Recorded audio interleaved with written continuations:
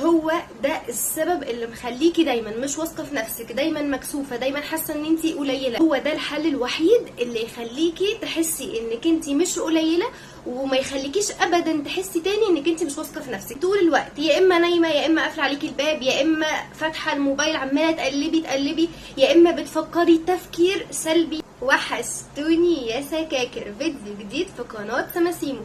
مبدئيا كده انتوا خلاص بقيتوا اخواتي وبقينا واخدين على بعض قوي، فقولوا لي كده ايه رايكم في لفه الطرحه دي وفي البلوزه القمر دي في الكومنتات. تاني حاجه تعالوا بقى نتكلم عن اكتر موضوع يخص البنت ويخص شكلها ويخص ثقتها في نفسها، اللي هو ازاي تبقي تحولي من شخصيه وبنوته مش واثقه في نفسك لبنوته واثقه في نفسك كده، وبتمشي في الارض تقولي يا ارض تهدي معاليكي قدي. طبعا انا عارفه ان الكلام اللي انا بقوله ده بالنسبه لبنات كتير قوي فهو حلم بالنسبه لها.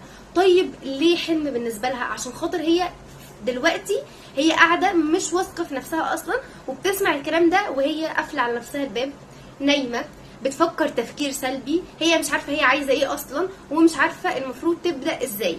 فلو انتي كنتي اي بنت من اللي انا قلت عليهم دول، او حتى فيكي ده كله، فالفيديو ده ليك ان شاء الله. بصي، هو انا مش هاخدك من ايدك كده واحللك المشكله، ولكن اللي هيحل المشكله هو انتي، مفيش حد هيحللك المشكله. بس انا هقولك على حاجات لو عملتيها ان شاء الله تخرجي من ده كله، تحطي نفسك بقى على بدايه الطريق. هو ده بقى هدفي من الفيديو، ان انا احطك على بدايه الطريق. فقبل ما نبدا الفيديو حطي لايك وسبسكرايب، عشان ان شاء الله كل اسبوع هيبقى فيه فيديو من النوعيه دي، عشان خاطر بناتي لازم يبقوا واثقين من نفسهم، لازم يبقوا قمر كده ومقطقطين. فيلا بينا نبدا الفيديو ونقول فيديو جديد في قناه سماسيمو. انا بحب اقولها اول فيديو وبحب اقولها اخر الفيديو، فتنسوش بقى لايك والسبسكرايب. وهيا بينا فكري معايا كده، ايه اكتر سبب في الوجود ممكن يوصلك للحاله اللي انت فيها دي من عدم ثقتك لنفسك؟ اول حاجه ممكن توصلك للحاله اللي انت فيها دي هي انك طول الوقت شايفه نفسك ناقصه. انا اسفه، ناقصه دي مش شتيمه، ولكن شايفه نفسك مش كامله، شايفه نفسك في حاجه ناقصاكي دايما، في حاجه مش حلوه فيا.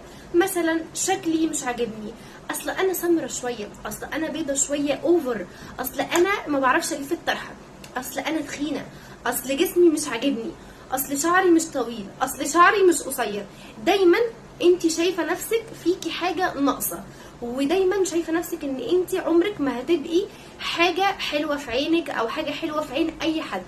ده اول حاجه. تاني حاجه انك انت حتى لما بتيجي تصلحي ده وتقولي لنفسك طب يلا يا بت بقى، يلا يا بت بقى، انا هقوم اشوف ورايا ايه واحط خطه وابدا واشوف الدنيا عشان ابقى انسانه كده قويه واتغلب على كل ده، تقعي في الفخ رقم 2 اللي هو ايه بقى؟ اللي هو انت اصلا كمان مش عارفه قدراتك. فالجميله اللي بتتفرج عليا تبدا تحط الخطه بتاعتها. طيب حطيتي الخطه بتاعتك وانت مش عارفه قدراتك، ولا تقدري تعملي ايه في اليوم بتاعك، ولا تقدري تحددي انت مستواكي ايه، تقدري او طاقتك ايه في اليوم ده، فتبداي تحطي بقى لنفسك مش عارفه انا هعمل 1 و2 و3، انا هروق الشقه وهكنس السلم مثلا، وهذاكر اللي ورايا، وهعمل مش عارفه ايه، وهعمل ماسك لشعري، وهروح اجيب لماما الطلبات، ومش عارفه ايه، وهغير اوضتي، وهعمل كل ده. وتيجي اخر اليوم تبصي كده تلاقي نفسك ما عملتيش ربع حتى اللي انتي كنتي كاتباه ولا اللي انتي كنتي مخططه له. فتبداي يحصل لك صدمه بقى بجد، وتاكدي لنفسك معلومه انك انتي اصلا مش نافعه، انك انتي اصلا مش كامله، او في حاجات كتير ناقصاكي، وهي انك انتي مش زيك زي كل الناس، ولا عارفه حتى تقومي تعملي حاجه. ويا سلام بقى لو سمعتي مثلا من مامتك ولا باباكي انتي اصلا فاشله، انتي طول اليوم نايمه في الاوضه، انتي طول اليوم مش عارفه ايه. فتبداي تاكدي لنفسك اكتر واكتر واكتر ان انتي انسانه مش حلوه ومش كويسه، مش بتعرف تعمل حاجه اصلا، فاشله. فتبداي تخشي بقى في دوامه الاوضه، النوم، الزعل، الاكتئاب، مش عايزه انزل. طب مش عايزه تنزلي ليه يا بنتي؟ عشان خاطر ما اسمعش حد يقول لي انت تخنتي من قعده البيت، هو انت شكلك بقى عامل كده ليه؟ طب هو انت تحت عينك بقى اسود كده ليه يا بنتي؟ روحي شوفي لك اي حاجه تحطيها. انا حاسه ان بشرتك شحبه شويه، هو انت شكلك تعبان. كلمه انت شكلك تعبان دي تقريبا نص ولا ما كانش اكتر من نص بنات مصر لازم يسمعوها، خصوصا بقى لو انتوا عندكم بقى قرايب اللي هم حبايب قلبي اللي شايفين طول الوقت ان هم ما فيش منهم اتنين. انت شكلك تعبان جدا، فانت بقى تقومي سامعه جوه البيت انت فاشله، انت دايما نايمه، انت وانت اصلا مأكده لنفسك لما اديتي نفسك حاجات كتيره وما قدرتيش تعمليها الايحاء ده، وكمان تخرجي بره حد يقول لك نفس الكلام، فتبداي بقى تخشي في دوامه العزله، الاوضه المقفوله، التفكير البشع اللي هو انا عمري ما هوصل لحاجه، انا عمري ما هعمل حاجه، ده انا بقالي سنين نايمه وبقالي سنين ما بعملش حاجه، ولما جربت اعمل ما نفعتش، وكلام كتير قوي كده، ونخش في الدوامه دي وما نعرفش نخرج منها. طب ليه يا بنت الحلال؟ ليه بتعملي في نفسك كده؟ ليه وهو اصلا يعني اللي انت بتفكري فيه ده كله هو بس محتاج يتصلح بكام نقطه صغيره هنقولهم دلوقتي، بس اصلا اول حاجه عشان تصلحي ده كله لازم تصلحي تفكيرك، لازم تصلحي تفكيرك. فليه انت اصلا حاطه نفسك في كل ده من البدايه؟ فتعالي بقى نشوف كده مع بعض نحل كل ده ازاي. يعني اتمنى انك تكوني وصلك شويه انت اصلا ليه بتمري بده كله، وانا هصلح لك الحاجات اللي انا قلتها لك. فاتمنى منك ان انت لو واصله معايا لحد النقطه دي، اول حاجه طبعا تعمليها انك تنزلي تعملي لايك، عشان خاطر كل الفيديوهات اللي هتنزل من النوع ده انت بجد هتستفادي منها. ليه؟ لان الحاجات دي كلها طبيعي، على فكره انا مريت بحاجات شبهها، لان انا انسانه وبنوته جميله زيكم كده، فاكيد جه عليا فتره كنت شبه اللي انا بقوله ده، او كنت شبه اللي انت بتمري بيه دلوقتي. فده كله مش كلام من الهوا، يعني انا مثلا مش واحده قاريالي كلمتين طالعه اقولهم لكم، لا، فبجد انت هتستفيدي. فما تنسيش اللايك والسبسكرايب، وتعالي بقى نشوف نحل كل المشاكل والسلطات دي ازاي. عدوا معايا بقى، هنحل المشكله بتاعتنا دي كلها في كام نقطه، عشان انا بتلخبط في العد، دايما اقعد اعد كده وفي الاخر بنسى. اول حاجه، بما اننا بنات قمر وسكاكر ومقطقطين، فطبعا اول حاجه البنات بتفكر فيها شكلها، طريقتها، وشها شكله ايه، لبسها شكله ايه. فاول حاجه نتكلم فيها الشكل، واول ما نتكلم عن الشكل يبقى انا لازم اقولك الايه دي: لقد خلقنا الانسان في احسن تقويم. معناها ايه؟ ان ربنا خلقك في احسن صوره وفي احسن شكل وفي احسن هيئه انت ممكن تبقي عليها. طيب امال انا ليه بحس دايما ان انا شكلي مش عاجبني؟ يعني انا مثلا طالع لي هنا حبايه عادي ومتقبلها جدا، عارفين زمان كنت بتكسف جدا، كنت بحس ان انا يا لهوي هيشوفوني بحبايتي ايه يعني، طب ما انا مش بشر. طيب ازاي اقدر اتقبل نفسي؟ انت اصلا بيجي عدم التقبل لنفسك وشكلك ده بسبب انك انت اوقات مش بتبقي مهتميه بشكلك، مش مهتميه بلبسك، مش مهتميه بمظهرك. يعني شوف بنوته قمر كده لابسه طقم قمر ونازله بالطرحه مكرمشه، في ايه؟ تخيلي بقى لو مثلا حد بصلك في الشارع عشان طرحتك مثلا مكرمشه ببصه مش عاجباكي، هتقعدي تقولي ده بيبص لي عشان انا شكلي وحش، مع انه ممكن اللي بيبصلك في الشارع ده هو بس بيبصلك عشان طرحتك مكرمشه، عشان انت شكلك زي القمر، بس مش مهتميه بانك انت تكوي الشميز اللي انت لابساه. فالاول حاجه عشان تبداي انك انت تغيري صورتك في عينك، اهتمي بنظافتك الشخصيه، اهتمي بشكلك، اهتمي بتفاصيلك. شعرك قصير عايزه تطوليه، ابداي عالجي الحاجات اللي ينفع تعالجيها، تقبلي الحاجات اللي مش هينفع تغيريها. زي مثلا لو بنوته عندها مثلا وحمه مثلا في وشها فهي مضايقاها شكلها، تقبليها. ليه؟ دي جايلك من عند ربنا، وفي حد بيكره اي حد يبعت له هديه؟ دي هديه من عند ربنا. ولا طول ما هي على فكره مضايقاكي وانت بتحسي ان هي مثلا مضايقاكي او حاجه في جسمك هي مضايقاكي، فربنا على فكره بيجرك، بيديكي اجر على ده. ليه؟ لان هو اداكي حاجه وانتي الحمد لله يا رب انا متقبلاها وهتقبلها، اي نعم حتى لو هي بتضايقني شويه، بس خلاص ما دام هي مضايقاني ان شاء الله ربنا هيعوضني في حاجه تاني. وافتكري ان كل انسان فينا وكل بنوته فينا ليها 24 قيراط. يعني لو انت مثلا لقيتي بنوته شكلها ملامحها عسوله شويه وانت حاسه ان ملامحك مش عسوله، افتكري ان ربنا مديكي 24 قيراط. طيب هتلاقي نفسك ذكيه جدا جدا فوق الوصف، هتلاقي نفسك يعتمد عليكي لدرجه انت بتبهري بيها اللي حواليكي، هتلاقي نفسك بتعرفي تعملي حاجه معينه البنوته دي ما بتعرفش تعملها. فكل واحده ليها ال 24 ايراد بتوعها.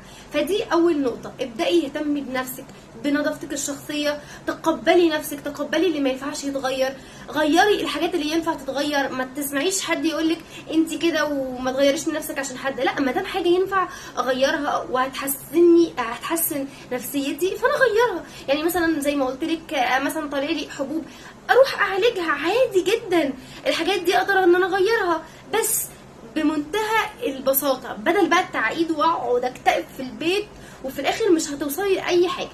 تاني حاجه، ما تقارنيش نفسك بحد. انا مثلا قررت هعمل مشروع، مثلا قررت تعملي مشروع، فانت المشروع ده لقيتي حد عامله زيك، بس اللي عامله ده ناجح فيه جدا، او بنوته تانية ناجحه فيه جدا، واصله لحته انت بتتمني انك انت توصلي لها. ما تقعديش بقى تقارني نفسك بيها، لان هي مرت بظروف انت لسه ما مرتيش بيها، او يمكن هي مرت بظروف اصلا احسن منك وانت بتمري بظروف صعبه، فانت هتمشي واحده واحده، وده مش معناته ان انت هتبقي فاشله. فتاني حاجه، انك ما تقارنيش نفسك بحد، وانك انت كده كده هتوصلي في الميعاد اللي ربنا كاتبهولك. اي حاجه انا عايزاكي تحطي دي قدام عينك دايما، ان طول ما انت بتسعي فانت هتوصلي في الميعاد اللي ربنا كاتبهولك. مش هتوصلي بدري لا ثانيه واحده، ولا توصلي متاخر ثانيه واحده. طيب، تالت حاجه، كلمي نفسك بحنيه. مش قادره اقول لكم النقطه دي فرقت معايا انا شخصيا قد ايه. لما بعمل حاجه كويسه بقعد اقول شطوره يا بنتي يا سمسومه، وبقعد ادلع نفسي كده. والله العظيم ده مؤخرا، ما كنتش بعمل كده خالص. لقيت نفسي ان انا بقيت بتبسط، بحب اعمل حاجات كتيره وحاجات جديده اكتر، واخلص اللي ورايا عشان اقول لنفسي بس شطوره يا سمسومه. على فكره الموضوع ده بيفرق جدا، جربي. وما تكونيش لنفسك الشخص اللي لما نشوفه احنا نبقى مخنوقين منه عشان هو كلامه سم، عشان هو دايما بيعلق علينا وحش ويقعد يقول لنا ويطلع عيوب في شكلنا وفي منظرنا وفي كلامنا وفي طريقتنا. فما تبقيش انت اصلا الشخص اللي كلنا بننفر منه ده. يعني تخيلي انت حد بتقابليه كل ما تقابليه يقول لك انت شكلك مش عارفه عامل كده ليه، انت لبسك عامل كده ليه، انت منظرك عامل كده ليه. تخيلي انت اصلا بتتكلمي مع نفسك بالطريقه دي، انت شعورك هيبقى ايه اصلا؟ هتبقي طايقه نفسك؟ لا. هتبقي حاسه ان انت متقبله نفسك؟ لا. حتى لو زي القمر نازله من القمر كده مش هتتقبلي نفسك، وهتشوفي نفسك فيكي عيوب. فطريقه كلامك لنفسك دي بتفرق مليار في المية. طيب، تالت حاجه، بصوا عشان انا كنت كاتباهم فعشان ما انساش كل الحاجات دي. احنا قلنا انك انت تكوني ما تقارنيش نفسك بحد. اخر حاجه بقى عايزه اقولها لكم، انك تكوني صادقه مع نفسك. يعني ايه؟ يعني ابقى عارفه قدراتي، ابقى حاطه في اليوم بتاعي حاجات اقدر اعملها. طيب انا مثلا ما لحقتش ان انا اخلصها في اليوم، اخلي كده يعني اخليني مرنه واجل عادي اللي انا ما قدرتش اعمله بعد ما انا خلاص جبت اخري في اليوم ده، اعمل الحاجات اللي باقيالي بكره تاني يوم، واكون صادقه مع نفسي واقول انا لا، قدراتي كذا وكذا وكذا.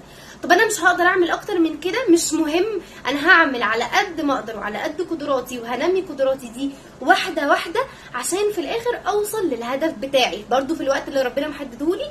فلما اكون صادقه مع نفسي مش هدي بقى نفسي حاجات كتيره بقى وارجع بقى اقول انا فاشله، انا ملحقتش اخلص اللي انا بعمله، وانام ونرجع للدوامه دي تاني.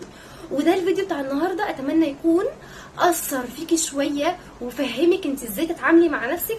والاسبوع الجاي في نفس اليوم، عشان ما دام احنا النهارده تقريبا النهارده الاربع، انا مش فاكره والله احنا النهارده ايه، الاربع الجاي هتلاقي برضو فيديو بيتكلم عن الموضوع ده. ومهم جدا الفيديو بتاع المره الجايه بتاع يوم الاربع الجاي، والفيديو اصلا بتاع يوم الجمعه او يوم السبت ده خطير يا جماعه. فما تنسوش اللايك والسبسكرايب يا بناتي، يا سكر، يا اموره، يا حلوه، يا مسكره، يا شاطره، يا ناجحه، يا كل حاجه حلوه في الدنيا، عشان انت بجد تستحقي تقولي لنفسك كل الكلام ده. وبس كده، باي.